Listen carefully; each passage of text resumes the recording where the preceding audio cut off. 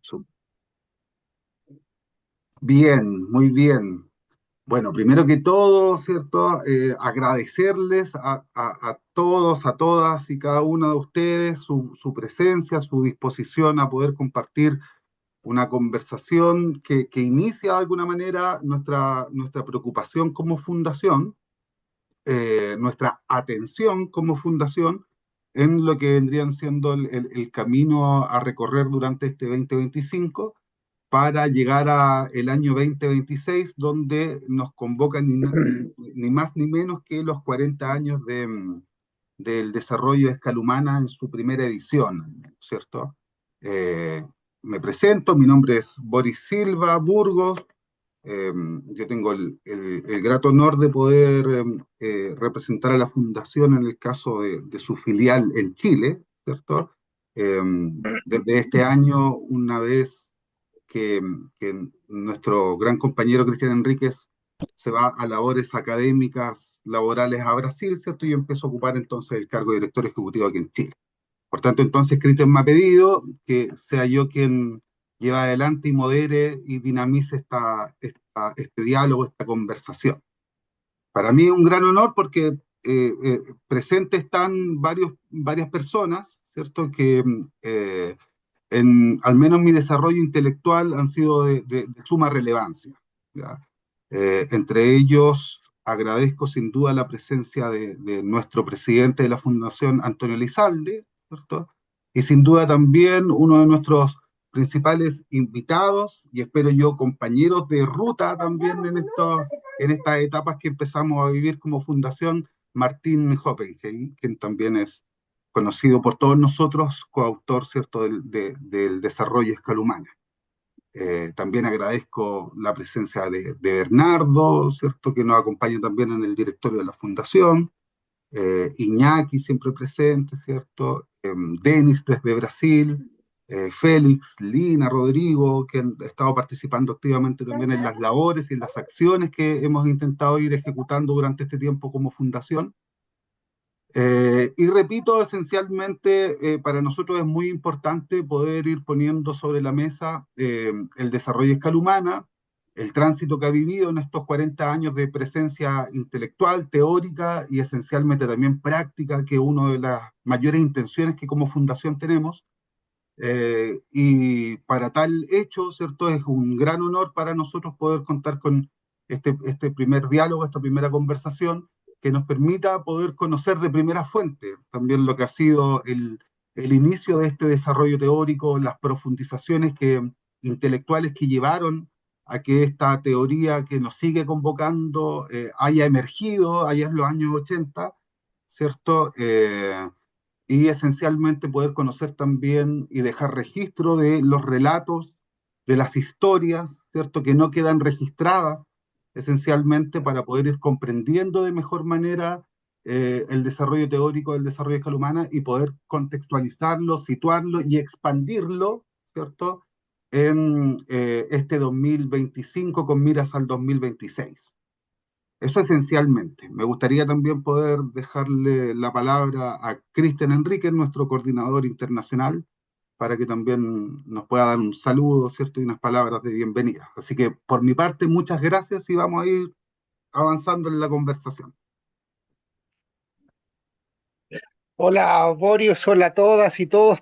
También qué gusto saludarles desde como distintos lugares en los cuales encontramos. Por ahí Martín preguntaba cómo está más o menos distribuida esta reunión y tenemos colombianas viviendo en Brasil, chilenos viviendo en Brasil, del País Vasco viviendo en Argentina, y así por delante. Por tanto, estamos más o menos geográficamente en Salvador de Bahía, en el estado de Santa Catarina, en el sur de Brasil también, en Bombiñas, donde estoy yo y está Denis, que es parte del equipo de la Fundación Brasil.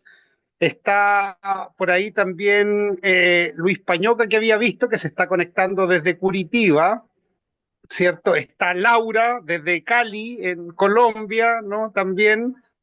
Eh, Bernardo, que me imagino está en Santiago, ¿cierto? Manuel también en Santiago, Iñaki Severio, que está en Chilecito, en Argentina, también es parte del equipo desde Argentina de la fundación.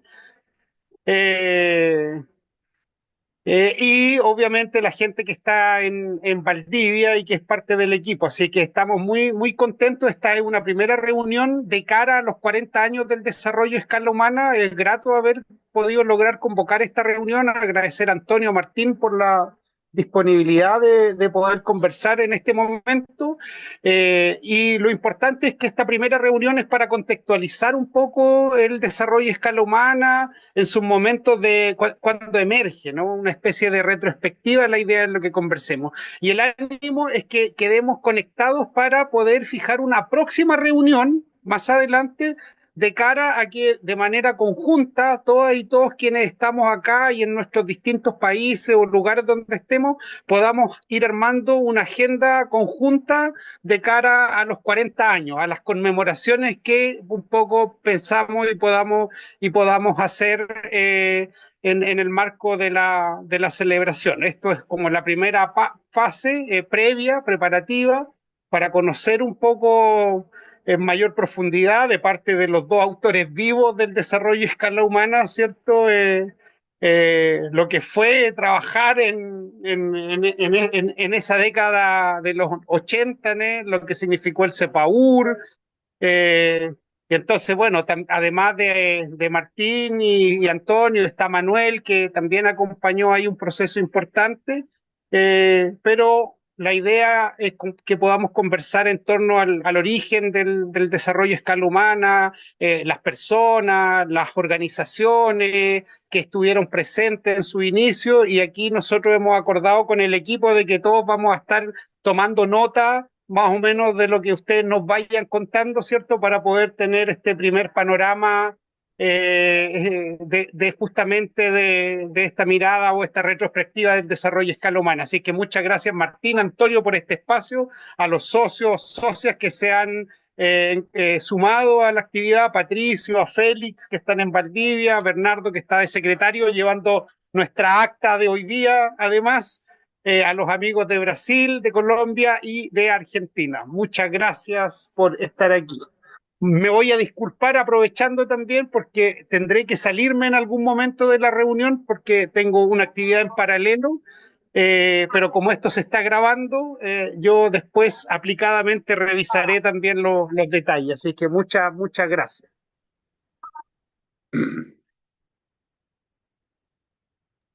Gracias, Cristian.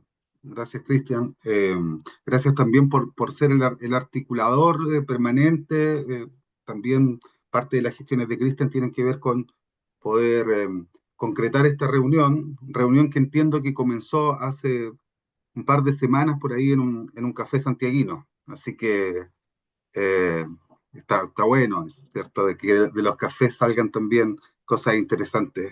Lina bien lo sabe, ¿cierto? De los cafés siempre salen cosas interesantes. Bien, para poder entrar en alguna materia dinamizadora, a mí me gustaría poder, a modo de curioseo intelectual, ¿cierto?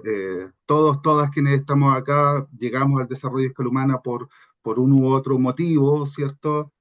Algunos profundizamos también a partir de lo que es los estudios del Magíster de Desarrollo escala humana, y a mí al menos particularmente, y como tengo el honor de poder dinamizar esta conversación, voy a aprovechar el micrófono para poder dinamizar a partir de una pregunta bien abierta, bien grande quizás, pero que me ha molestado permanentemente en el tipo de pregunta que me gustaría hacer, que tiene que ver con el desarrollo de escala humana. Plantea sin duda un tipo de relación humana, ¿cierto? De ahí también aborda su nombre, pero trasciende lo humano.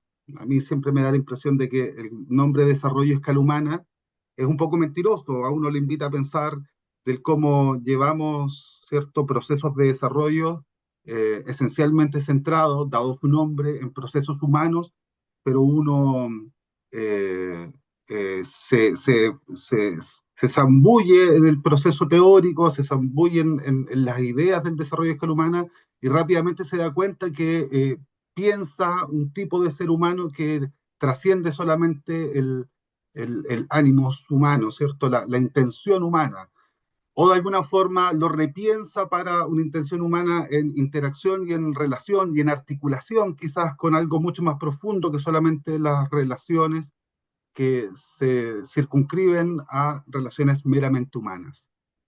Entonces, en esos términos, me gustaría poder plantear una primera pregunta y de ahí las derivas de la conversación nos llevarán a otros momentos, que es si es que eso inicialmente surge desde ese lugar, con esa intención, surge o no la intención de poder reconocer un tipo de humano en los años 80, ¿cierto?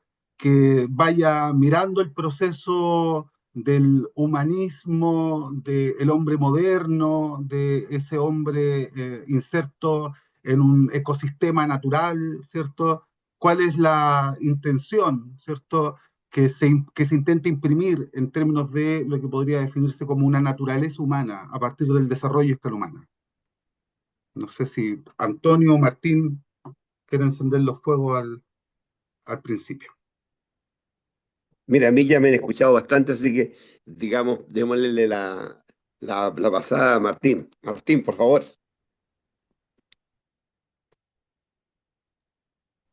Ok, gracias. Un honor estar acá, un gusto. Vamos a ver qué resulta de, de volver a entrar a un ruedo del cual me fue hace mucho tiempo, pero del cual tengo el recuerdo bien fresco, ¿ya? Y es interesante hacer un poco la genealogía, ¿ya? O sea, yo fui invitado por Manfred por el hecho de que convergíamos en la sala de profesores de la facultad o de la Escuela de Economía de la Chile en el año 83, 84, 85, y ahí conversábamos hasta que me invitó en el 85 y aterricé en la oficina a compartir una oficina con Antonio durante algunos años ahí, y eran los inicios del proyecto de desarrollo a escala humana, ya estaba recién echando a correr. Eh, Aterricé en la primera reunión regional que se hizo en Vicuña. Hubo 3 o 4 reuniones regionales antes de hacer la definitiva en Uppsala, en que se consagró la versión definitiva del documento.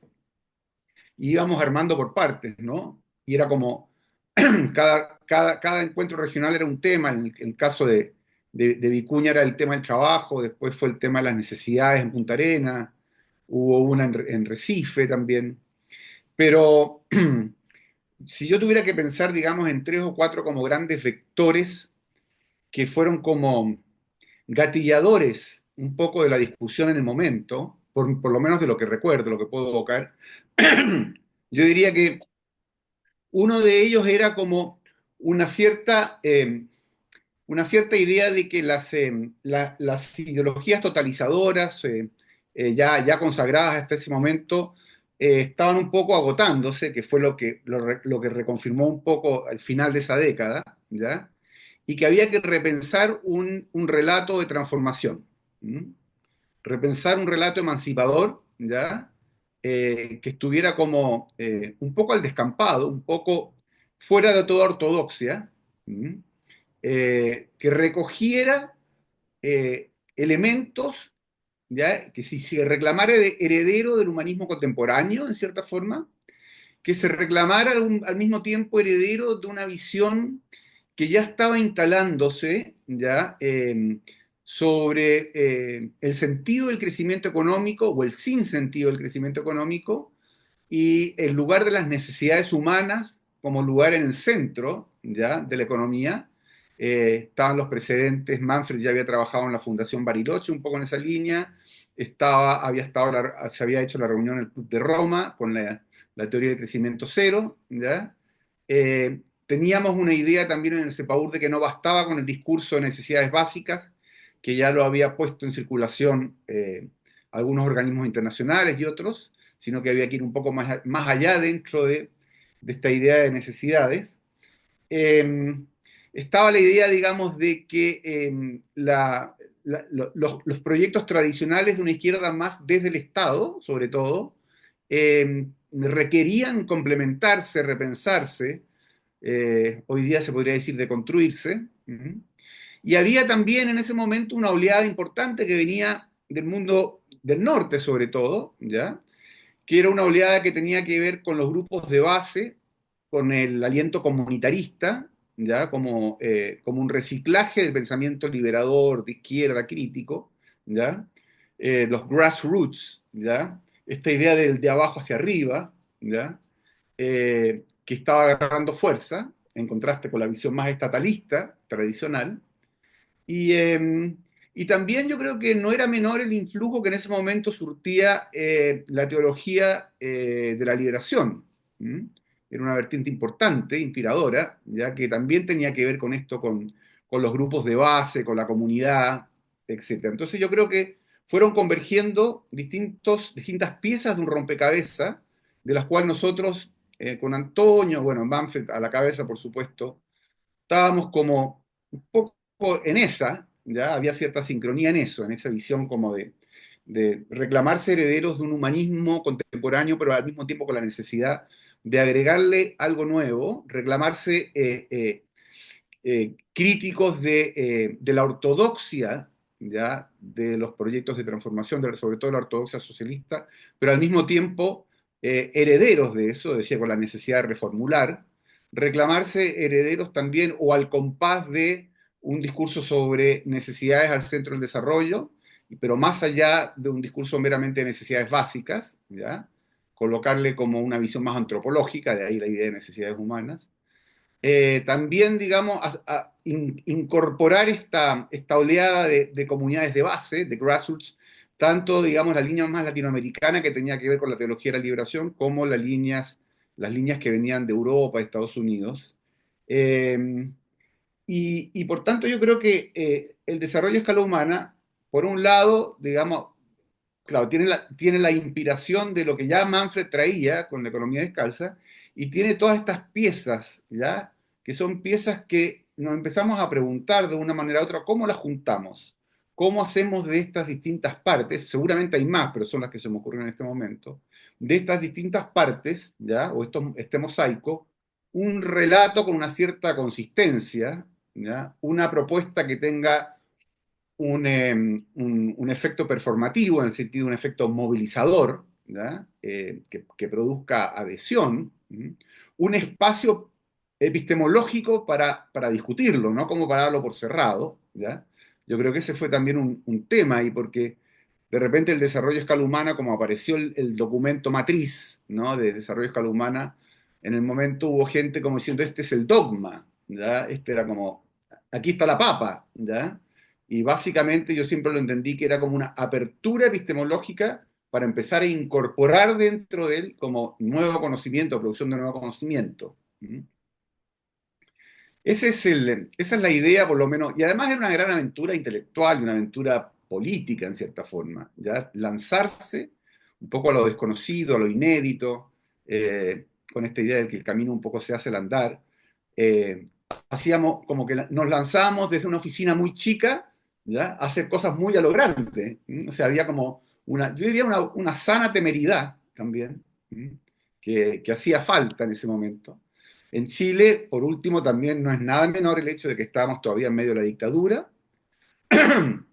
y habían dos poderes que estábamos confrontando. Había un contra también, no solamente un por.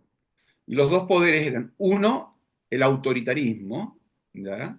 Entendiendo que el autoritarismo no solo era un problema de la dictadura, sino de una cultura autoritaria, y que el desarrollo a escala humana entonces se levantaba más bien como cómo pararse frente a una cultura autoritaria. Es decir, no solamente en términos de democracia política, sino en términos de cultura democrática, de cultura igualitaria, de esta idea de horizontalidad, ¿no es cierto? Mucho más. Y también nos teníamos que parar frente a lo que Chile había sido como el pionero, que era el neoliberalismo, ¿ya? El neoliberalismo como modelo de desarrollo, como modelo de crecimiento, ¿ya? Centrado, por supuesto, bueno, en el mercado, centrado bueno, en una serie de cosas que conocemos, ¿ya? Eso lo podemos, pero que básicamente el desarrollo a escala humana era como pararse contra eso, frente a eso también. Entonces, yo creo que todos estos elementos estaban ahí en juego, fueron como los insumos, ya las entradas a partir de las cuales partió esta bullente discusión, debate, por allá por el año 85, hace 40 años. No sé, Antonio, si más o menos coincides con esta evocación, ¿m? Medio a capela. ¿M? Bueno, continúo yo, digamos, un poco complementando. Sí, o sea, comparto plenamente lo que Martín señala. O sea, yo creo que no podemos olvidar el contexto histórico que vivíamos en ese momento. Es importante señalar, ¿no es cierto?, que vivimos probablemente uno de los periodos más duros que ha sufrido el pueblo chileno en términos incluso de hambruna. O sea, veníamos saliendo, ¿no es cierto?, de una crisis recesiva. eh, digamos, de alguna manera lo que había ocurrido había sido, ¿no es cierto? Sabemos que lo que se produjo todo esta la crisis de los petrodólares, o sea, en definitiva, en un determinado momento, ¿no es cierto?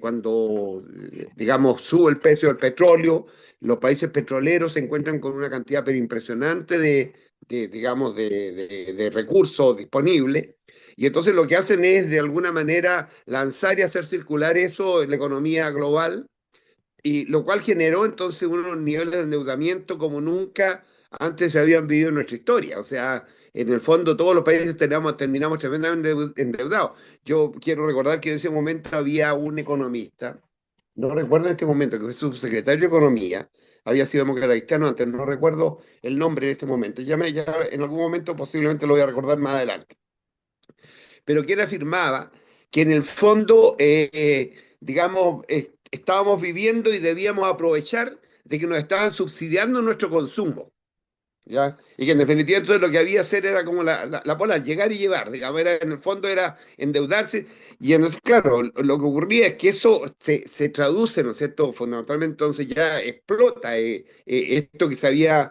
ido acumulando durante yo diría que fin de la década de los 70, ¿ya? Comienzo de los 80, y se produce entonces una situación generalizada de desempleo, de desocupación abierta como nunca la habíamos tenido en el caso de nuestro país. O sea, cifra cercana al 30% de población, digamos, desocupada.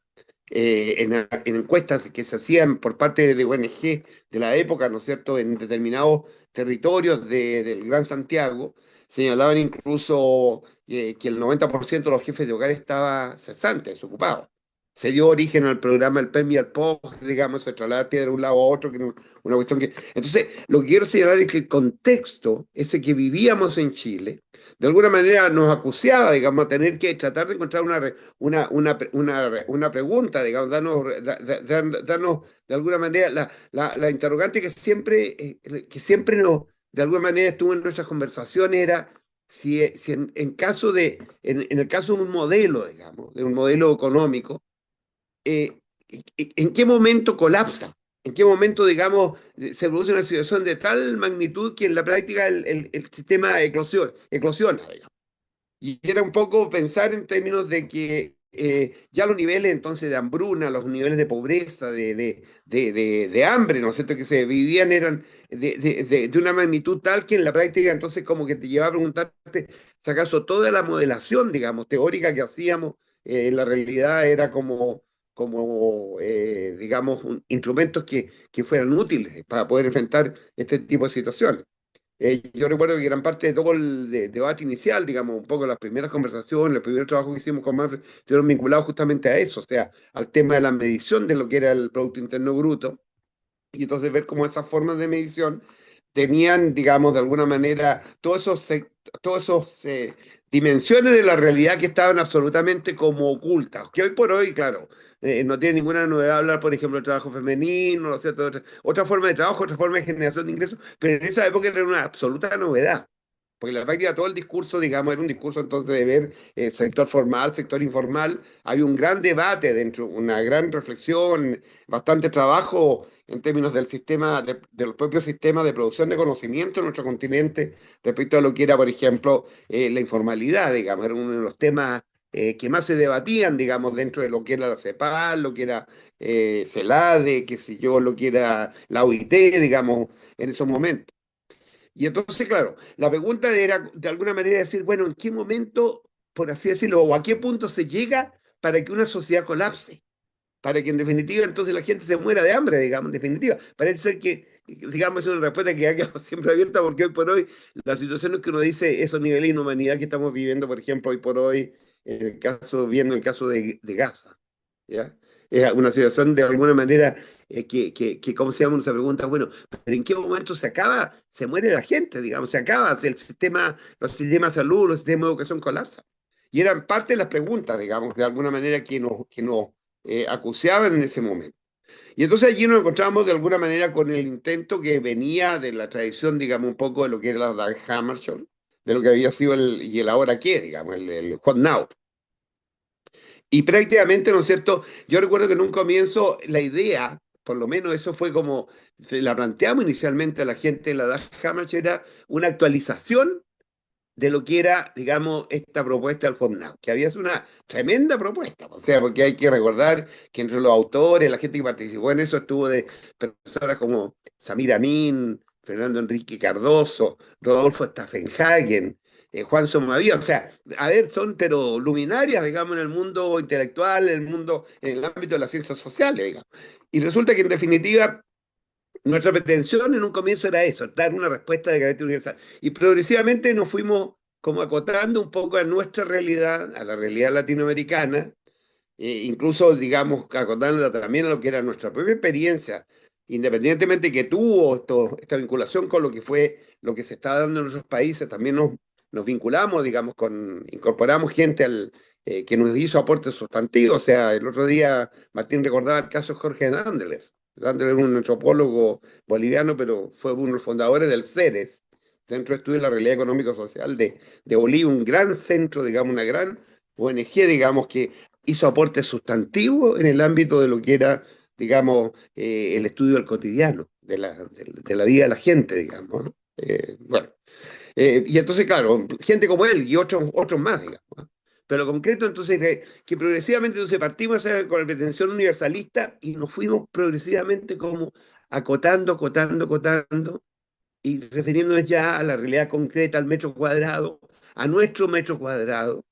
Y yo diría que de alguna manera es parte un poco de lo que uno ve en el debate que se en el ámbito de las ciencias sociales, entre lo que es la sociología y la antropología, ¿ya?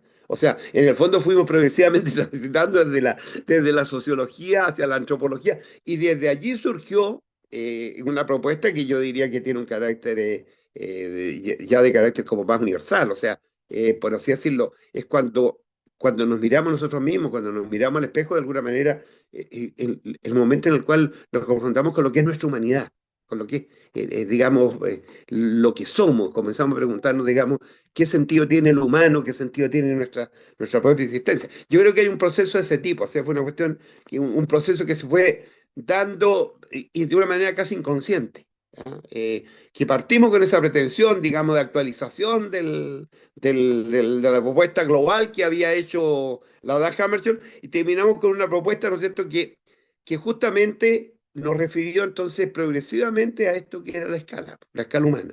Y que es lo que hoy por hoy yo diría que de alguna manera le da como plena vigencia a la propuesta teórica ya surgía, que ya van a ser más de 4 décadas, ¿ya? Porque en el fondo es como, en el fondo cuando uno dice, mira, lo que tenemos hoy por hoy, el gran debate que hay respecto a lo que es, de alguna manera, el proceso de globalización, el proceso de globalización contra el cual muchos de nosotros los que estamos reunidos aquí probablemente luchamos en un determinado momento cuando surgió el Tratado de Libre Comercio. Bueno, yo fui activista, sé que Bernardo también participó en ese proceso, el propio Manuel, nosotros que están escuchando acá. Digamos que tuvimos una participación activa en las redes que se fueron creando a nivel internacional para poder confrontar estos procesos. Y hoy por hoy nos encontramos que desde la vereda opuesta justamente aparecen los antiglobalizadores, como el caso de Trump en este momento, ¿no es cierto?, desmoronando todo el entramado que se había ido construyendo, ¿ya? Y que es un entramado, digamos, que de alguna manera posibilitó, ¿ya?, esa enorme expansión de la economía global y niveles yo diría que posiblemente destrucción de la naturaleza como a una escala, pero ya inconmensurable. O sea, pensemos en términos, y quiero llevar una exclusivamente a pensar en, en términos de lo siguiente, o sea, qué sé yo, imagínense lo que es comiendo palta chilena, como me pasó a mí ¿cómo se llama? En Australia o Nueva Zelanda.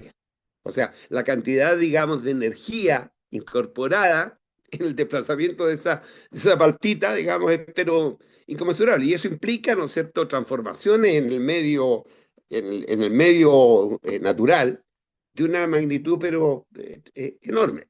Entonces, yo diría que allí hay como una cuestión lo que yo finalmente quisiera terminar, digamos, un poco planteando. Yo creo que nosotros contribuimos con un ladrillo en un proceso que era un proceso que se está dando en forma simultánea en muchos espacios, ¿ya? Martín ya lo ha señalado, digamos, pero en el fondo había una cantidad enorme de gente que estaba pensando, digamos, repensando de alguna manera lo que eran las vías de salida, las vías de las alternativas para nuestras sociedades en contextos de un autoritarismo, ¿no es cierto?, que se expresaba no solamente en el plano político, sino que también en el plano de la economía, ¿ya? Para decirlo en términos muy claros. O sea, en el fondo, digamos, una suerte de situación para la cual no se veía, digamos, absolutamente salida. Ahora, ¿cuál es el problema? Y ya lo mencionó al pasar Martín, que hay gente que tomó esto como una suerte como así como el manual del cortapalo, ¿no es cierto? Como el manifiesto comunista, una cosa de ese tipo, o sea, le pretenden instituirle un carácter que el documento, la pretensión, por lo menos los autores, nunca fue esa.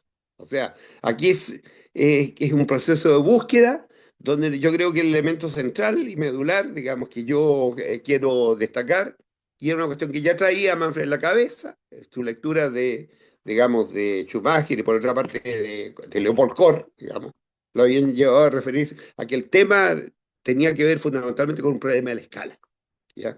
Y el problema de la economía fundamentalmente era un problema, ¿no es cierto?, digamos, de la escala en la cual se desarrollan fundamentalmente los procesos económicos, políticos, etcétera. Y creo que hoy por hoy ya tenemos, transcurrido 4 décadas, la demostración más clara en lo que estamos viviendo hoy por hoy en el mundo.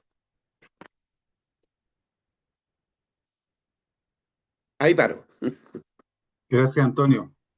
Me gustaría abrir también el espacio para otros comentarios al respecto. No sé si Manuel, que también es parte de esos procesos iniciales, pues, porque como decíamos al inicio, parte de abrir este diálogo guarda relación con ir recogiendo aquellas historias que nos van haciendo comprender mejor los procesos, el fenómeno, la profundización teórica. Entonces, Javier, te doy la palabra. Perfecto. Muchas gracias, Boris. Bueno, yo quiero saludar a los que no nos conocemos y me da una profunda alegría y felicitarte a ti, Boris, a Cristian, el que puedan articular un proyecto, un trabajo en función de los próximos 40 años de la Fundación y de lo que es el pensamiento del desarrollo de escala humana. A mí me da siempre una profunda alegría escuchar a Martín y a Antonio. Yo quiero partir diciendo que yo a Antonio lo conozco desde los años 70 y mi relación principalmente tiene que ver con la amistad con Antonio y conozco a Manfred a través de Antonio cuando trabajaban en CEPAUR y conozco ese proceso que se realizó. Quiero compartir diciendo de que yo provengo de la formación y mi formación tiene que ver con lo que algo señaló Martín de la teología de la liberación. Yo soy formado básicamente en esa matriz. Y quiero hacer referencia que el aporte principal que desencadena el desarrollo a escala humana y el esfuerzo que hace Manfred, Antonio y Martín, probablemente ellos tampoco lo previeron de esa manera, es porque y quedó cristalizado en el encuentro que se hizo en la celebración de los 10 años en la Universidad de Valdivia, en Lusach, cuando vinieron de todas partes del mundo y vinieron de distintas profesiones y de distintos espacios intelectuales y a enriquecer la teoría y a debatir la teoría. Y eso a mí me parece muy importante porque efectivamente si no es un dogma, no es un manual, sin embargo es una plataforma que estimula, que genera una multiplicación de ideas y que genera un disparador en términos de posibilitar nuevos encuentros teóricos. yo solamente quiero resumir el aporte que significó la teoría del desarrollo de escala humana en mi caso. Yo soy abogado, teórico del derecho, filósofo del derecho, y en realidad yo lo que hice, dar con la teoría de escala humana, descubrir que efectivamente había un divorcio que ya veníamos trabajando entre lo que es el mundo de la legalidad formal, instituida desde la lógica del poder, con lo que son los procesos cotidianos de la realidad, que chocan constantemente con esa realidad instituida e impuesta.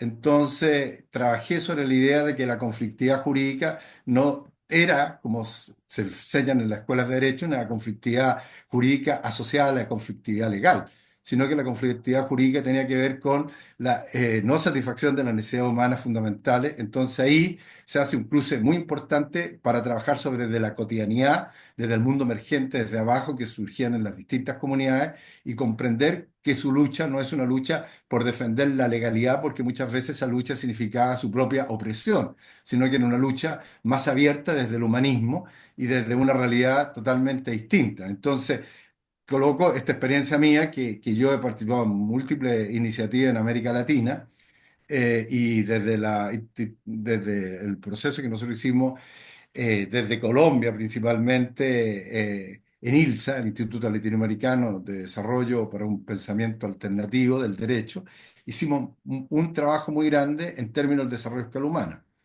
Lo que quiero apuntar es de que, no sobre mi experiencia, sino que sobre la experiencia de muchos profesionales, la teoría del desarrollo de escala humano abrió un camino que se desplegó ampliamente y ha tenido un efecto multiplicador muy significativo. Yo no puedo dejar de mencionar un efecto sociopolítico que se generó con el propio pensamiento y con la propia palabra de Manfred en su propia campaña presidencial, porque el levantamiento del movimiento de los mosquitos que realizamos nosotros, yo fui uno de los principales que trabajó en la campaña, era impresionante. Yo lo escribí precisamente en un libro que está de Manfred porque me parecía importante que eso quedara relatado.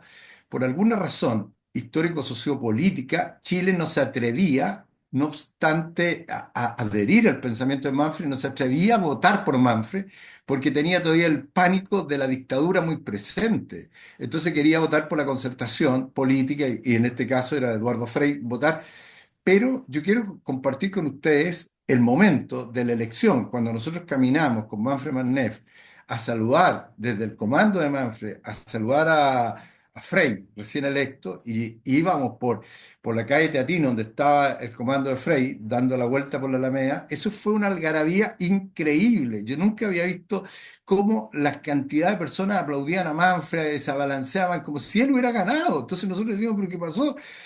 Y entramos al salón donde estaba Frei, estaban todos los del comando, y y nos hicieron un abanico de entrada y nos aplaudían, y aplaudían, aplaudían sin parar.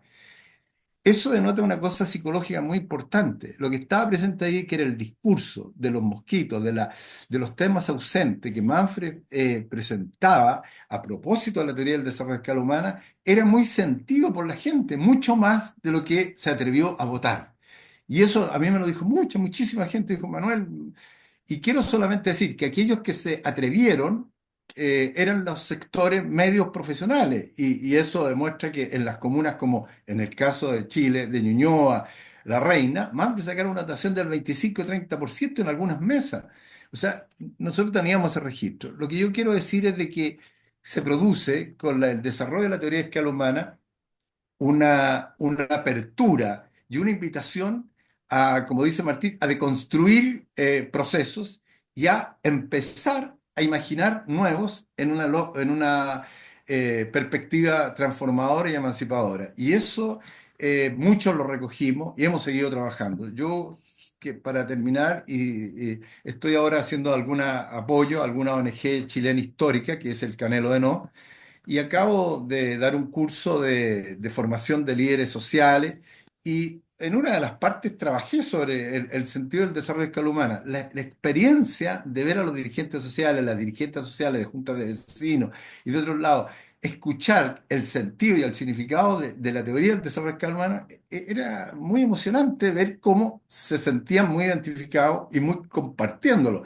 Y bueno, la gran ilusión que tuvieron, que desgraciadamente no la pude concretar, era de que en el cierre del curso iba a ir Antonio Elizalde para que pudieran conocer en vivo, en directo a uno de los creadores, pero eso quedó pendiente y lo vamos a realizar en algún otro momento. Pero yo lo que quería compartir con ustedes, Boris, eso, es el camino que anuncia, y a mí me parece que para los 40 años nosotros tuviéramos que recoger las distintas experiencias que se han ido generando en estos 40 años, desde cómo el desarrollo escalomán estimuló, alimentó y ha sido un incentivo central y fundamental en esta forma de pensar la humanidad y en esta forma de pensar los proyectos transformadores para nuestra sociedad y para la forma de convivir. Eso, muchas gracias. Bueno. Muchas gracias, Manuel. Muchas gracias por tu relato también. Un poco tomándome de lo mismo expresado por Manuel, me gustaría también ir a hacer esas permanentes retrospectivas que tenemos por misión hoy día, ¿cierto? Eh, Coincido en lo expresado en términos de cómo este relato emancipador, ¿cierto? Empujado por un conjunto de ideas que se van construyendo y que confluyen en estos diálogos enriquecidos por la presencia de los autores, es convocante, ¿cierto? Cada vez que también hemos tenido la oportunidad de poder trabajar con organizaciones comunitarias, ¿cierto? En distintos lados, eh, nos damos cuenta de su convocatoria, de cuánto sentido hace en las personas, y eso es muy enriquecedor de poder experimentarlo, y sigue siendo también muy movilizador y motivador de nuevas cosas por ir repensando y fortaleciendo. ¿Ya? Sin convertirlo en dogma, compartimos siempre esa mirada también. Me gustaría poder conocer acerca de cuáles eran las convocatorias de justamente esas organizaciones presentes en esos años 80, que fueron acompañantes del proceso intelectual, de la reflexión, de la sabiduría en diálogo, que la venimos también mencionando en algunos momentos, que hace que también inspire el desarrollo escalumano y que se inspire, ¿cierto?, ustedes como autores en el relato de estas organizaciones. A quiénes pueden identificar, cuáles eran sus preocupaciones, ese tipo de cosas me gustaría poder movilizarles hacia eso.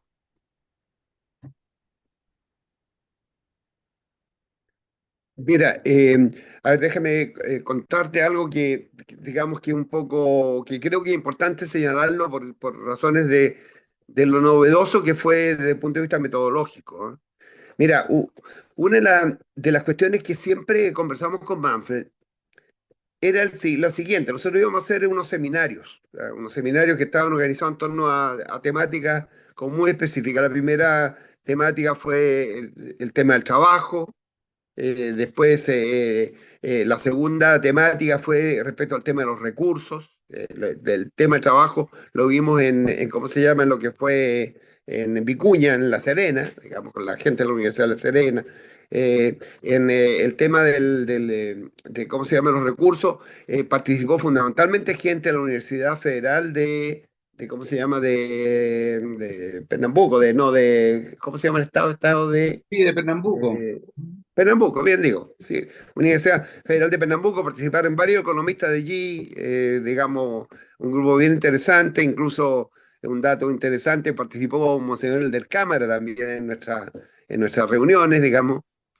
Bueno, y el tercero fue el tema ya de las necesidades, que lo hicimos con la FIDE 12 ¿cómo se llama? Arena.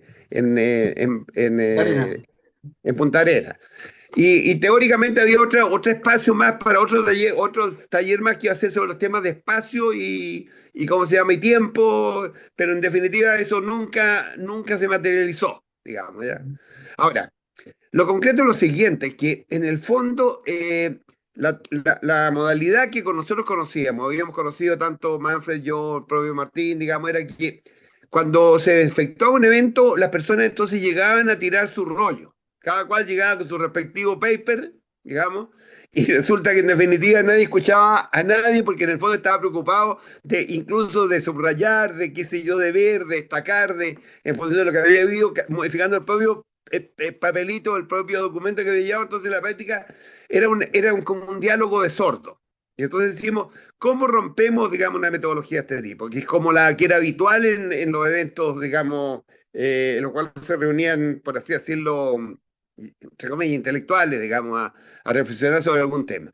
Y entonces dijimos, perfecto, hay una prohibición absoluta de llevar papeles, documentos previos. O sea, la idea es que después de producido como un poco el debate, la reflexión, la conversación, en ese momento, por así decirlo, entonces la gente como que produzca algo, o sea el resultado de una conversación y no, digamos, lo que yo, mi propio, digamos, rollito que lo llevo ya como bien envuelto, bien preparadito y toda la historia y que, digamos, en definitiva, de alguna manera me ensordece, o sea, me autoclausura, ¿ya? Esa es la primera cuestión. La segunda cuestión fue la siguiente, o sea, algo que lo debatimos mucho con Hugo Semmelman, eh, que era el asunto de cómo, por así decirlo, podíamos desarrollar entonces, para poder hacer esta convocatoria, desarrollar como una suerte como de reflexión con estas características. Entonces, lo que hicimos fue un poco como tratar algo que en esa época todavía no existían, que eran los mapas conceptuales, ¿ya? Pero de alguna manera lo que hicimos fue eso, buscar textos, ¿ya?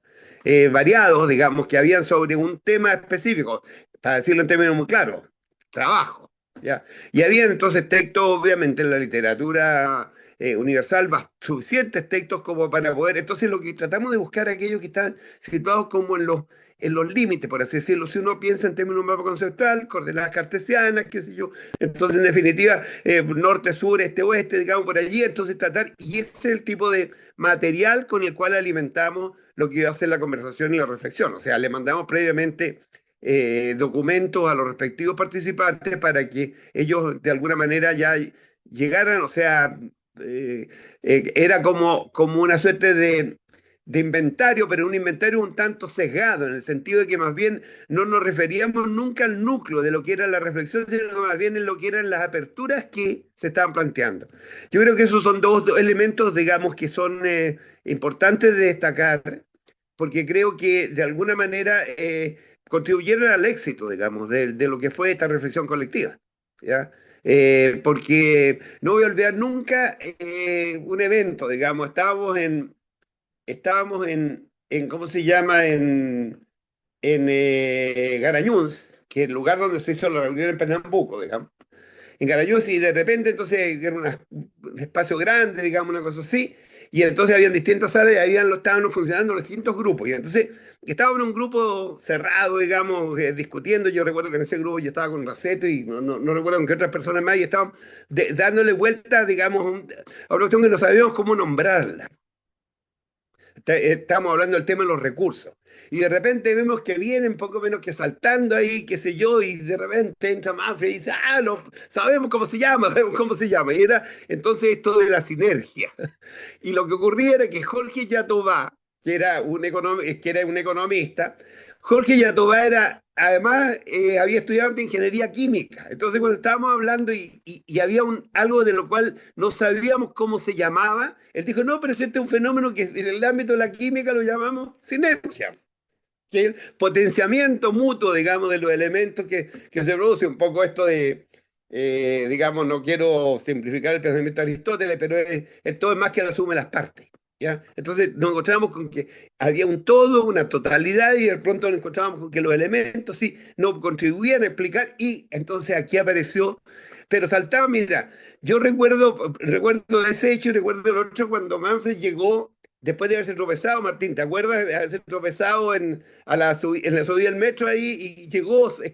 Porque habíamos estado dándole vuelta durante meses y hacíamos cuadros y matrices y tratábamos de armar y no teníamos cómo armarlo, y de repente Manfred llegó y dijo, mira, me tropecé. Y resulta que ahí y llegó, venía prácticamente como fuera de sí, digamos. Bueno, es muy, muy parecido a los procesos que describen habitualmente de muchos creadores, digamos, o sea, que hay una conexión así en un sueño, en algún momento de ese tipo.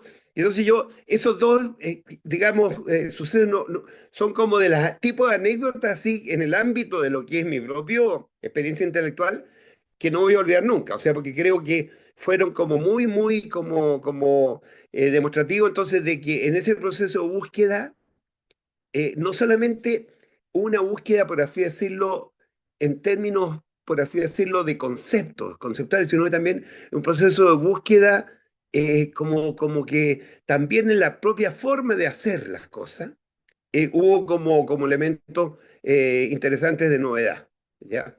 De novedad bueno, obviamente de relación entre las personas, etcétera, etcétera. O sea, bueno, es algo que no podía dejar de pasar para que Martín o lo desmiente o lo ratifique, porque en definitiva son es como mi anécdota, mi recuerdo.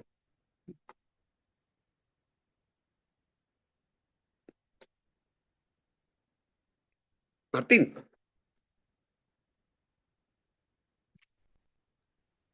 Sí, claro, fue un año o 2 años en que había mucho como camino al andar, ¿ya? Como ensayo y error, camino al andar.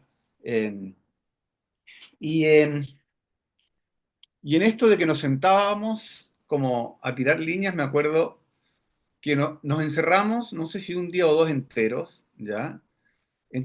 Creo que éramos los tres, no sé si alguien más, Sí, pero nosotros tres. a lo mejor éramos más, pero nos encerramos en el Sepaúl y Manfred dijo, no salimos de aquí hasta llenar esta matriz, ¿ya? Uno de Y los era tres, uno de los tres. Sí, ¿ya? Y sí. que era la matriz de las necesidades y los satisfactores, ¿ya? Eh, y claro, no era fácil, ¿ya? Este era un ejemplo, ¿no? Pero muy interesante, porque en la matriz de necesidades y satisfactores, que además como dentro del documento de desarrollo a escala humana no es menor, digamos, es casi la primera mitad del documento, ¿no? En la reunión que se hizo en Punta Arenas bajo el auspicio del obispo Tomás González, que fue por allá como por septiembre, octubre del 85, fue una reunión bastante peleada, bastante fuerte, ¿ya? Donde se armaron como grupos incluso, ¿ya? Y era una reunión sobre el tema de las necesidades.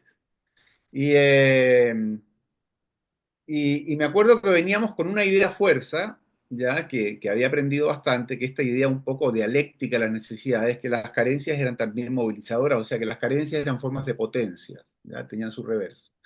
Pero no teníamos como una visión demasiado tipificada de satisfactores, ¿ya? Es salvo esta idea de la sinergia. Y había una especie de filósofo político canadiense, amigo de Manfred, que llegó, que se llamaba Christian Bay, un señor muy delgado, flaco, que no hablaba español, que hablaba inglés.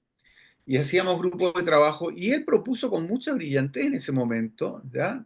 Quizás tendríamos que en algún momento darle el crédito por esas ideas que planteó, porque fueron bastante, quedaron realmente como eh, dando vuelta y las retomamos, esta tipificación de cómo tipificar satisfactores en distintos grados, llevándolos digamos, desde un extremo, que eran los sinérgicos, hasta el extremo exactamente opuesto, ¿no es cierto?, que eran satisfactores básicamente negativos, ¿ya? Y todo lo que podía haber entre medio, ¿ya? Eh, y se hizo esta tipificación y bueno, nos quedamos con esta idea dando vuelta y al poco tiempo, ya en Santiago, Manfred nos encerró a todos o nos encerramos todos, ¿no? Y dijimos, no salimos de aquí hasta que hagamos una especie de matriz, que fue un primer borrador, por supuesto, pero una matriz, donde llenemos todos los casilleros. Es decir, aquí están todas las necesidades, habíamos concordado, sabiendo, digamos, que cualquier taxonomía de necesidades puede ser cuestionada, o sea que no tiene por qué ser definitiva, resolutiva, pero que siempre es bueno trabajar con alguna, ¿no? Entonces teníamos esta taxonomía de 9 necesidades fundamentales humanas y teníamos estos 5 tipos de satisfactores y por lo tanto teníamos 45 casilleros que teníamos que llenar, no solamente con un satisfactor digamos, en cada uno, sino poner varios. Entonces era un trabajo creativo, imaginativo, pero sobre todo bastante sudoroso, ¿ya? Extenuante, porque estuvimos como 2 días dándole. Y finalmente, bueno, por lo menos sacamos esta especie de borrador, ¿no es cierto?, con la necesidad. Y ese era el tipo de cosas yo creo que le daba un poco como de sentido a la forma de trabajar, a esta forma como abierta de trabajar. Lo mismo, por ejemplo, cuando en la primera de las reuniones que fue sobre la temática del trabajo, ya que queríamos darle mucho peso a la temática del trabajo. Había en ese momento todo un boom de debates, ¿ya? Que venía por varios lados sobre el tema del trabajo fuera del ámbito, digamos, del trabajo asalariado o el trabajo industrial, ¿ya? O el trabajo formal. Y tenía que ver, uno, con la idea o sea, la importancia de la informalidad laboral en América Latina. Pero desde la perspectiva sobre todo de la OIT y el PREAL, que fueron los que pusieron ese tema muy fuerte en la conversación sobre el desarrollo en América Latina en esa época, la informalidad laboral era la gran palanca de exclusión social, ¿ya?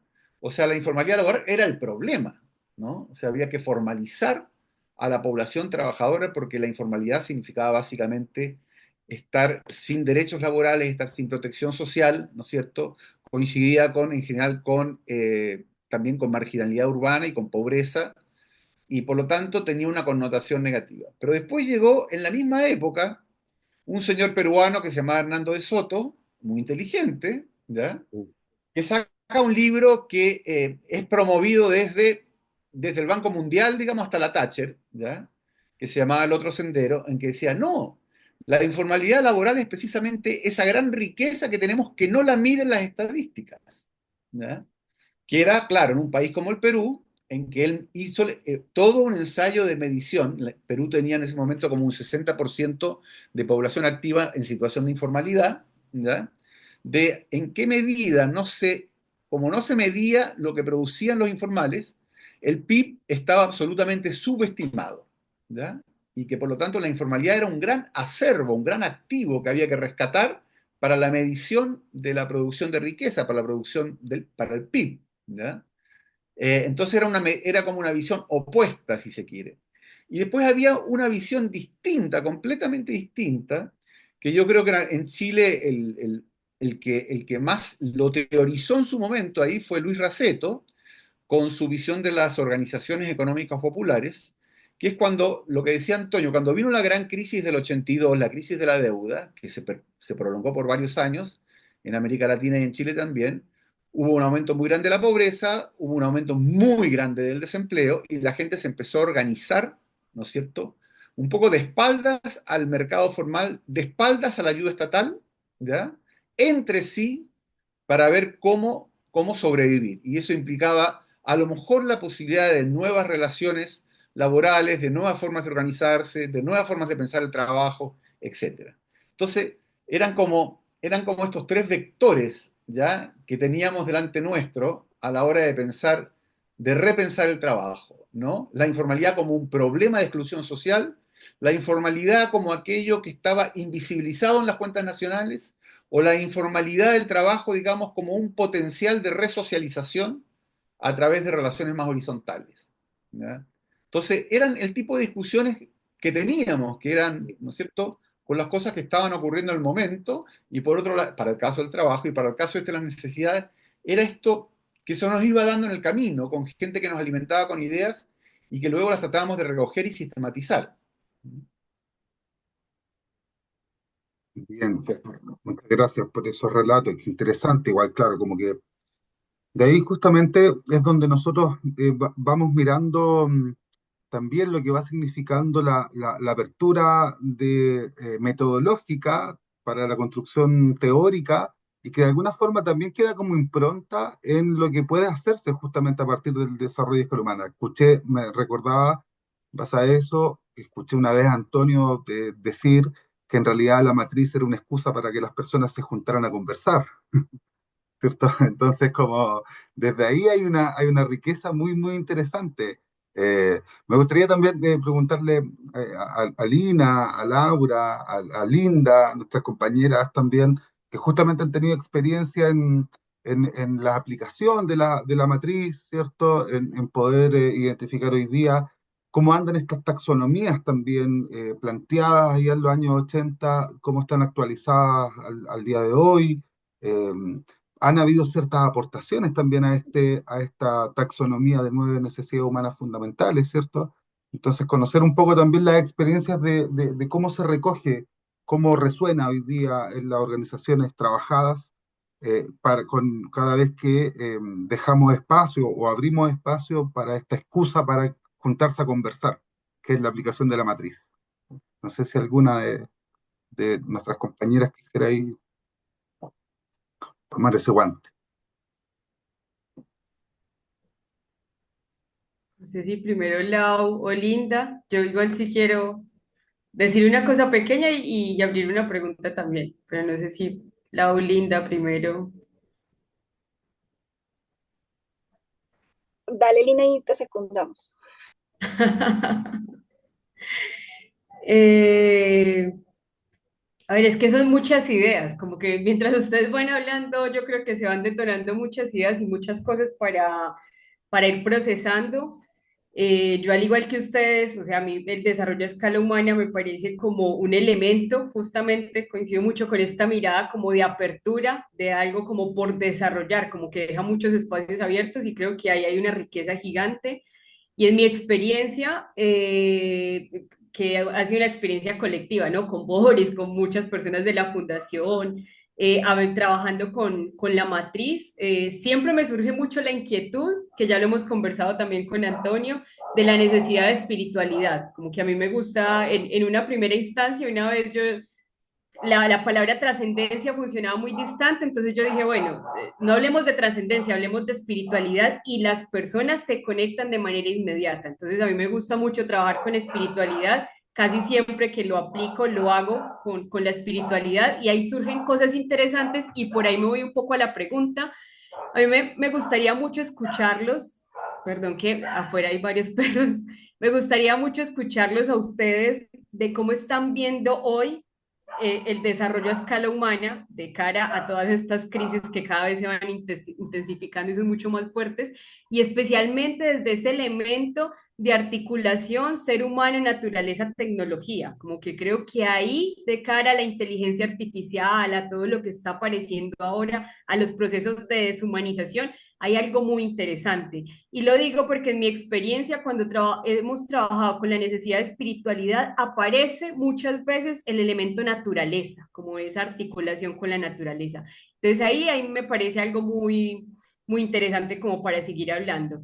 Y para cerrar, hablando de estas nuevas como clasificaciones, taxonomías, que yo no sé si es tan nueva, porque en un texto de la Fundación Bariloche, donde Manfred participó, había una clasificación que a mí también me pareció muy interesante y con la que también hemos trabajado en algún momento, y es que son las necesidades, y que ustedes lo traen en el desarrollo a escala humana, que es la satisfacción de necesidades en tres niveles, como en relación a sí mismo, como a nivel subjetivo, en relación a los otros y en relación al entorno. Entonces, en términos prácticos y metodológicos, creo que eso también trae un trabajo interesante que muchas veces simplifica cuando hay poco tiempo para trabajar. Entonces creo que, bueno, hay mucho para abrir, pero me inquieta mucho ese pilar de la articulación ser humano, naturaleza, tecnología y la unión con las necesidades, ¿no? Cómo eso puede dialogar y ese espacio de trabajarlo desde ahí.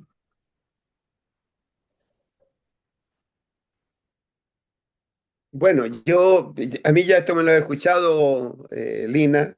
Mira, yo la verdad es que en un comienzo, ya, porque ahí cuando en un momento, en el debate mismo, entre Manfred, yo y Martín, votamos, digamos, se tomó la decisión, digamos, de que el criterio era que cuando no era una necesidad universalmente sentida, por así decirlo, entonces no podía ser incluida en la matriz. Entonces yo en ese momento debatí pues, y pataleé, digamos, porque en el fondo yo pretendía introducir una necesidad de ese tipo. Martín y Manfred, digamos, votaron en contra y finalmente entonces la matriz salió con sus nuevas necesidades. Ahora, lo que ocurre con mi propia experiencia, que he ido adquiriendo a lo largo de los años, con los talleres que he hecho, ¿ya? Y con, digamos, un poco mi propia vivencia, digamos, ha sido la siguiente, de que la necesidad de trascendencia o de espiritualidad es algo que ya no se puede meter en la matriz, no se le puede agregar como una necesidad adicional, porque en el fondo cruza toda la matriz. O sea, mi impresión es que, en definitiva, por así decirlo, la matriz tiene como, es como que uno tirara, hay gente que ha tratado de hacerlo así, como una suerte de diagonal, así que va de un lado a otro, ¿no es cierto? Y entonces logra meterlo, o en esa gente que la dibuja con rueda y cosas por el estilo, está metido ahí como en el centro, está en todo. Y lo digo por lo siguiente, o sea, porque en el fondo, mira, yo siempre uso la siguiente analogía cuando la siguiente, digamos, bien digo, analogía, recurro a una suerte como de situación de ficción. Mira, eh, ¿qué más trascendente, ya, que una madre en un hogar, pensemos en un hogar hoy en Gaza, o en Haití, o en Sudán, digamos, y que en medio de los bombardeos y todas las cosas tiene que prepararle comida a sus hijos, a su esposo, al entorno de gente con la cual está. Y en definitiva, claro, hace su trabajito de hacer la comida y todo lo que, pero fuera de eso tiene que dejarlos felices. Hacer que, en definitiva, por así decirlo, que esa persona puedan dar cuenta, por así decirlo, de aquella como que, digamos, necesidad de subsistencia, de alimentación, ¿no es cierto? De poder mantenerse físicamente vivo, pero no solamente físicamente vivo, sino que proveer algo de felicidad. Entonces, yo digo, a ver, a mí no me vengan contratados, digamos, de espiritualidad de Teresa de Ávila o de qué sé yo, no sé, pues de algunos que se habrán dedicado a estos temas, de Tomás de Kempis, o etcétera. O sea, es en lo humano donde se encuentra la trascendencia. En el fondo, el sentido del existir, el sentido que tiene la vida, que tiene las preguntas que nos hacemos respecto a lo que es nuestra propia identidad. A lo mejor algunas personas no van a tener la capacidad porque no tuvieron formación, digamos, son analfabetos, etcétera, no se van a preguntar, ni siquiera saben lo que es identidad, pero se preguntan por qué sentido tiene mi existencia, por qué estoy vivo, digamos, qué es lo que me ata con otros seres humanos. Entonces, a mi entender, el existir, hoy por hoy de una manera muy sutil se habla de habitar, digamos, habitar el espacio, el rol, de habitar. No, nuestra existencia en sí misma tiene sentido. Tiene sentido. No es necesario que busquemos pretextos fuera de, sino que ya cada acto del existir, a mi entender, tiene sentido. Y eso es parte de lo que justamente lo que yo creo que es parte de lo que es nuestra condición humana. Pues esa es mi mirada, digamos, respecto al tema de la espiritualidad y la trascendencia. Martín, o Manuel, dense por enterado. Está silenciado, Martín. No sé si las demás personas que están participando quisieran también eh, entrar en la conversación ahí, a propósito de esto, Por quizás. favor. Ujú.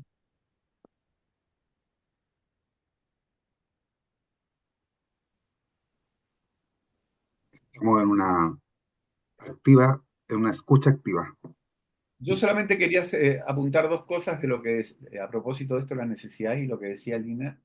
Una era que una de las razones por la cual metimos la teoría de las necesidades también tenía que ver con una discusión muy fuerte en la época contra la economía neoclásica, que había decidido que de lo que se hablaba era de preferencias, pero no de necesidades, ¿ya? Es decir, como de subjetivar toda esta dimensión de la existencia, ¿no?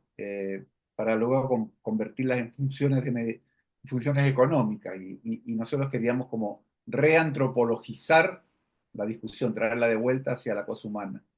Y la segunda era que nos parecía insuficiente, por un lado, la escala de necesidades básicas, ¿ya? Que nos parecía que estaba muy como acotada a lo que era como eh, un cierto como Estado proveedor, ¿ya?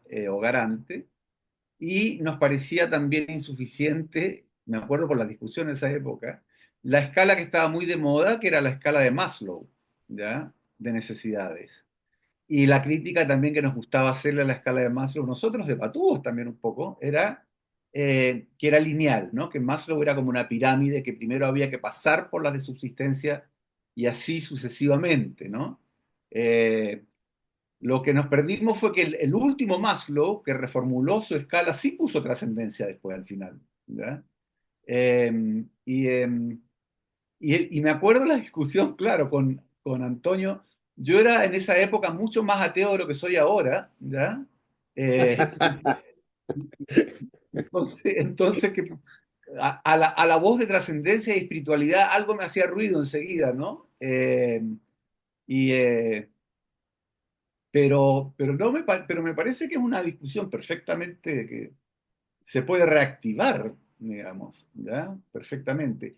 Porque la espiritualidad no significa necesariamente, o sea, puede ser aquí en este mundo, digamos, es como que tiene que ver con la plenitud de sentido, tiene que ver con la experiencia de lo sagrado como, como una experiencia de un vínculo con lo fundamental también, ¿no? Tiene que ver con una relación con naturaleza en una dimensión de ecología profunda. Y no, o sea, no hay que ser religioso o sea, sí religioso en el sentido de religar, pero no de ser doctrinariamente religioso para eso. Ya, pero eso es un comentario así como me surge ahora, ¿no? Sí, bueno, mirando un poco también los tiempos, de repente hay que mirar el tiempo. No quería así dejar sin palabras, creo que Linda y Laura habían también pronunciado querer decir algo, así que por favor, también antes de... Muchísimas gracias. Yo, no sé, creo que le siento varias potencialidades a la matriz como adicionales. Y una que yo he utilizado es como evaluación de políticas públicas, ¿sí? Como un poco darle una mirada, ¿cierto? Desde el desarrollo a escala humana a lo que se supone que ya existe y que pareciera ser como un desarrollo humano. Entonces yo hace un tiempo hice un análisis, una política de la Bogotá humana y yo tenía una gran como preocupación y es que si bien está muy funcional como un diagnóstico, ¿cómo lo convierto en un instrumento de evaluación? Que a la final yo siento que es como una patica que está ahí como coja, ¿no? Como que dónde está la fuerza de finalmente si hago algo, ¿cómo pues lo evalúo, ¿no? Un poco como esa lucha de los indicadores que yo creo que es mi cruz toda la vida, pero bueno, ahí voy. Y digamos que justamente mi tesis de la maestría enfocó como la unión, digamos que para resolver como esta cuestión existencial mía, y es unir la teoría de los efectos olvidados, y les cuento toda esta carreta, porque al final, digamos que al yo evaluar como una política pública con matriz de desarrollo a escala humana más matriz de efectos olvidados, al cruzar las matrices me casan perfectamente, yo lo que encuentro es unas rutas de incidencia y al final lo que me doy cuenta es que los satisfactores tienen características precisamente por la complejidad y la interacción de, por ejemplo, altamente sinérgicos o, por ejemplo, destructores que se vuelven con sinergias negativas. Entonces yo creo que hay como una interesante potencialidad para profundizar, porque sí o sí, pues de cierta manera si yo digo que algo es como singular, ¿no? Un satisfactor singular, realmente por debajo me está afectando otras cosas que lo van a volver sinérgico destructor. Entonces yo siento que puede ser muy interesante como también explorar como esas nuevas posibilidades, ¿no? Y lo dejo aquí como en el tintero porque sí siento que eso puede darle mucha fuerza como a la teoría, ¿no? Y yo siento que es una de las críticas que nos hacen porque es como muy blanda. ¿Ves? Yo soy de base ingeniera yo soy ingeniera industrial y pues claro, irme para Chile fue como sí, la chica hippie que se vaya. Y yo pues realmente acá en este momento estoy haciendo unas cosas bien interesantes con desarrollo a escala humana y le meto un número fuerte, sí, con probabilidades de ocurrencia, ¿cierto? Y digamos que eso le da un peso interesante como a la propuesta del desarrollo a escala humana. Entonces ahí quiero como dejarlo en el tintero. Y otra como gran como puerta que le he encontrado y que le he aplicado últimamente, tiene que ver un poco mm, con esta teoría institucionalista, en donde identificamos o la gente necesita identificar modelos mentales compartidos para poder identificar políticas, ¿no? Crear planes de desarrollo, etcétera. Y creo que la matriz puede funcionar muy bien como ese modelo mental para construir como un nuevo orden social. Entonces creo que hay como unas super potencialidades que uno puede empezar a explorar, sobre todo para meterse con instrumentos como concretos, ¿no?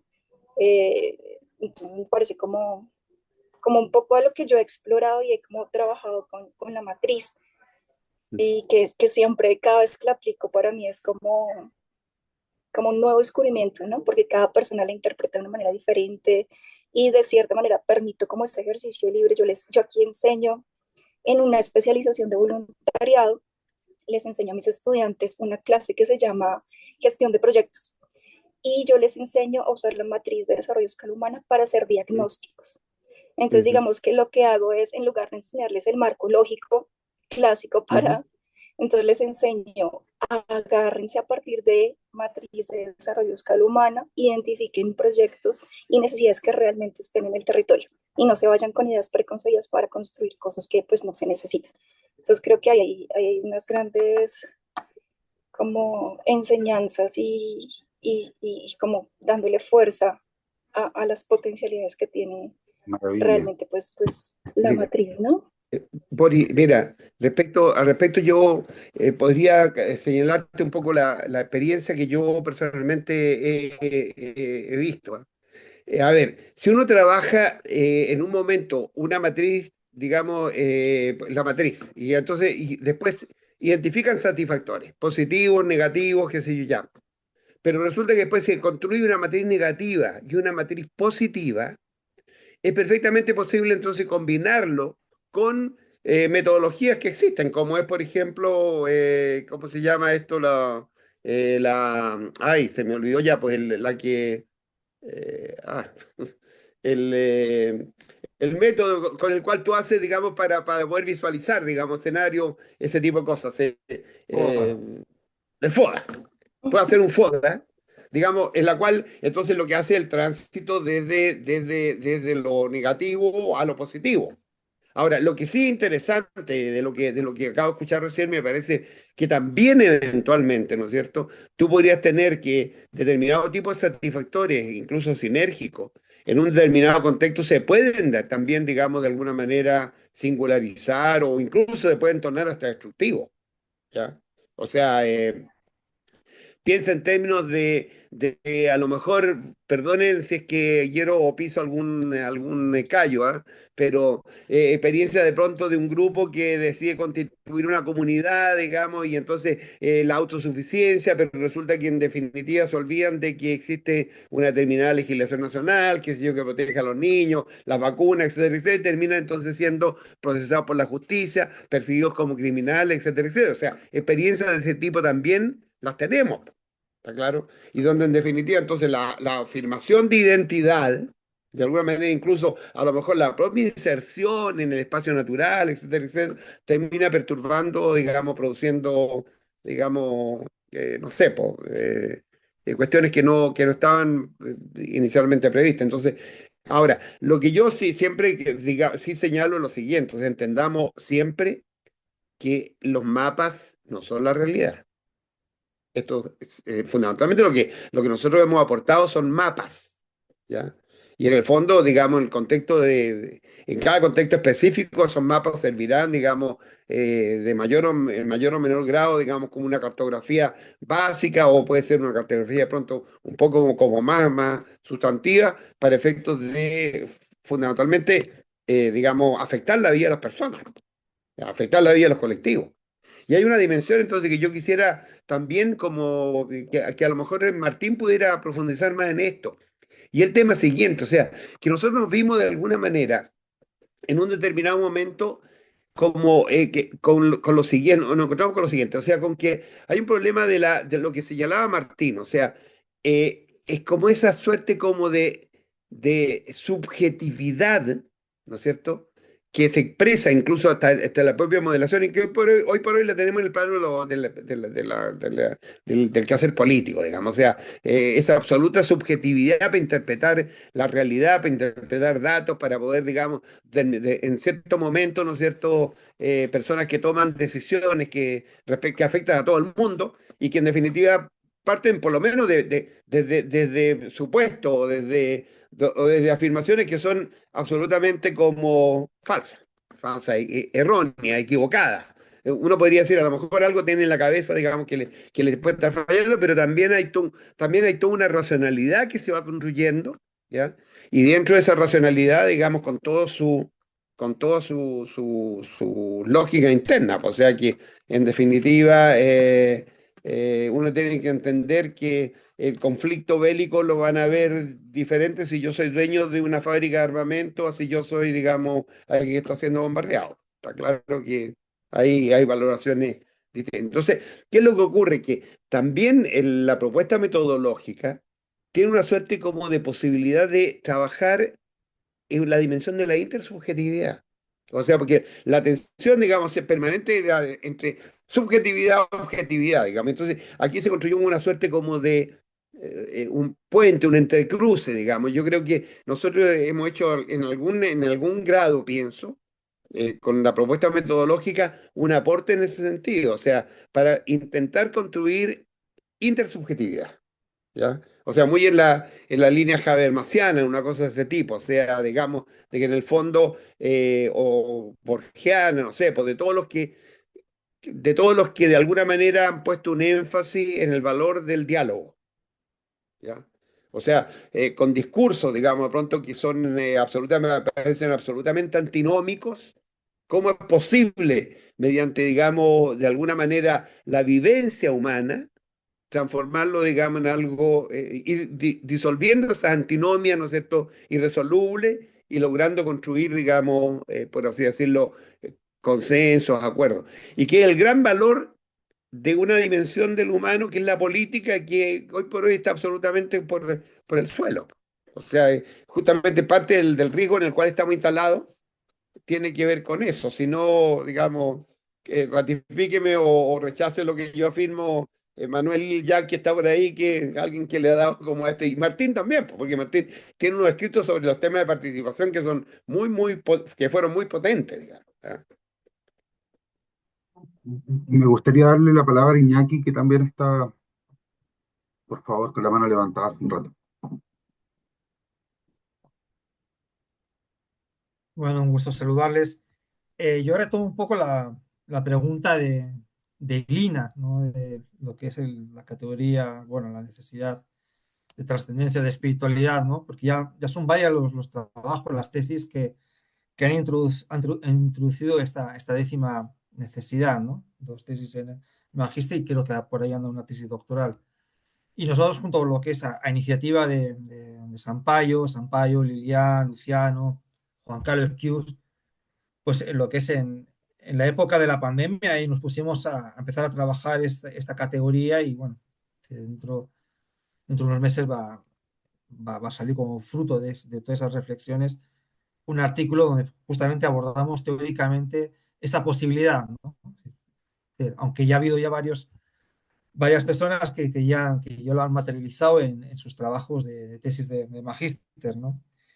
Y un poco las ideas, un poco porque por la que estuvimos trabajando, la décima necesidad, ¿no? La necesidad de trascendencia es primero ver la matriz como algo más abierto, no como que las nueve necesidades estén ancladas, sino con la posibilidad de poder ir añadiendo en función del contexto otras necesidades, quizás adecuándolos y lo que es a los diferentes objetos de estudio.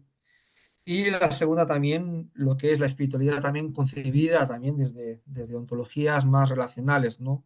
Como trabaja la ecología profunda, ¿no? Como antes habéis mencionado, ¿no? Entonces, en ese sentido, la espiritualidad también se puede ver lo que es también desde toda la amalgama de satisfactores, ¿no? Vemos como sectas destructivas, la espiritualidad se podría ver realmente como una, sinérgicamente algo bien, bien destructivo. Entonces nosotros estuvimos trabajando y también, claro, también estuvimos viendo un poco también la obra de Maslow, ¿no? Pero luego ha habido otras corrientes psicológicas que posteriores a la que inauguró Maslow, como la psicología transpersonal, donde trabajan también bastante todo el tema de la espiritualidad como algo que también que es inherente en el ser humano, ¿no?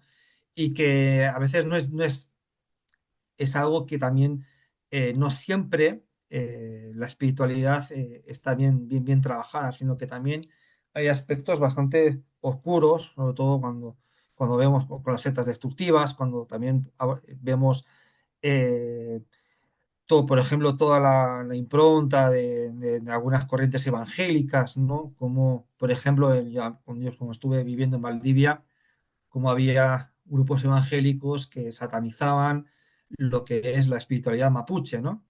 Entonces, en ese sentido sí que da bastante juego y bueno, en lo que es en algunos meses saldrá el artículo. Ese era un poco mi comentario. Muchas gracias, Iñaki. Muchas gracias. Laura,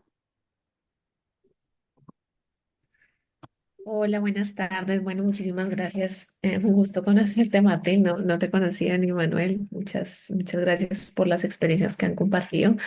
Yo solo quisiera contarles un poco en la línea de lo que planteaba hace un momento Antonio, y es la matriz como una herramienta para el diálogo. Justamente yo la he podido aplicar en espacios, aquí se llaman espacios, se llamaron en su momento, luego de la firma del Acuerdo de Paz del 2016, se llamaban ETCR. Entonces eran los espacios de transición y reincorporación de los excombatientes de las FARC en, digamos, en la sociedad civil. Entonces tuve la posibilidad de aplicar la matriz con algunas ligeras modificaciones en donde dejábamos las necesidades axiológicas y modificábamos las existenciales para cruzarlo más bien con una línea temporal en donde pensábamos, primero teníamos un grupo que era mixto, por decirlo de alguna manera, en donde participaban excombatientes, campesinos y personas de las comunidades indígenas y afro. No necesariamente, dentro de ellos habían personas que eran excombatientes y otras personas que no. Y entre ellas habían ciertas resistencias por lo que implicaban los beneficios de alguna manera de haber firmado el acuerdo. Beneficios que no necesariamente los campesinos que habían sido víctimas también habían percibido. Entonces, digamos que esas diferencias generaban resistencias. Entonces, la aplicación de la matriz un poco sirvió de alguna manera para generar empatía entre las personas que asistían a los talleres para entender cómo construíamos esas subjetividades, como lo mencionaban hace un momento, ¿no? Y no necesariamente, o sea, generaba como empatía tanto de las personas víctimas hacia los responsables y viceversa. Entonces, lo que hacíamos allí un poco era analizar cómo satisfacían esas necesidades durante el periodo de la guerra, durante el actual periodo de transición y cómo se deberían satisfacer en un escenario de paz, un poco para plantear también hacia dónde queríamos ir. Posterior a esto, lo que hacíamos era mezclar un poco desde la perspectiva de Amartya en la identificación de las habilidades y capacidades para que en un tercer momento mezcláramos todo esto, luego de una priorización de las necesidades, lo cruzábamos con las habilidades y capacidades identificadas y construíamos un proyecto. Entonces, por ejemplo, las necesidades que se priorizaron principalmente fueron la de libertad, seguridad, bueno, y fueron como tres, y participación. Entonces, luego, acotado el alcance del proyecto, cómo podíamos nosotros abordar estas necesidades con las habilidades que teníamos. Y finalmente lo que hicimos fue un proyecto de seguridad alimentaria donde construimos unos invernaderos en diferentes sectores y generamos un circuito de intercambio de alimentos, etcétera. Pero lo que fue muy valioso allí también fue identificar las capacidades que en un momento estaban al servicio de la guerra y cómo podíamos reorientarlas hacia un escenario de paz también. Entonces, la matriz allí fue como como una excusa, por decirlo de alguna manera, para poder ahondar mucho más en las emociones, en las motivaciones de transitar hacia la paz y fue, pues, nos dio unos resultados muy interesantes que ahora, en este momento, yo hago parte de una delegación que está trabajando en un proceso de paz entre bandas urbanas en Buenaventura, un lugar acá en el principal puerto de Colombia. Entonces, estamos justamente tratando de generar el escenario para implementarla. Dado que aquí es muy diferente trabajar con excombatientes o rebeldes que tienen, son grupos armados con vocación política, a trabajar con grupos de crimen organizado. Entonces, particularmente en Buenaventura, estos grupos son conformados por personas muy jóvenes, en donde hace falta justamente una construcción de esa subjetividad, ¿no? Entonces, poder indagar y ahondar qué es lo que hay más allá en la motivación de participar en esta guerra, ¿no? Y cómo podemos ahondar y cómo podemos llenar de contenido y construir, digamos, una identidad para un escenario de paz, ¿no? Y poder ahondar mucho más en esa conversación, sobre todo de poder humanizar la conversación, porque los niveles de violencia allí están siendo demasiado altos y han deshumanizado mucho la convivencia. Entonces necesitamos poder generar estos espacios de diálogo para poder establecer como esa empatía, ¿no? Entre las diferentes personas que están allí en el territorio para poder propiciar ya un diálogo de tránsito hacia un estado ya, o sea, sí, a un momento, digamos, más pacífico del que se vive en este momento. Entonces, eso les quería compartir. Gracias. Muchas gracias, Laura. Muchas gracias. Muchas gracias, Iñaki. Muchas gracias, Laura, también por esos comentarios respecto a en qué momento también estamos. ¿Ah?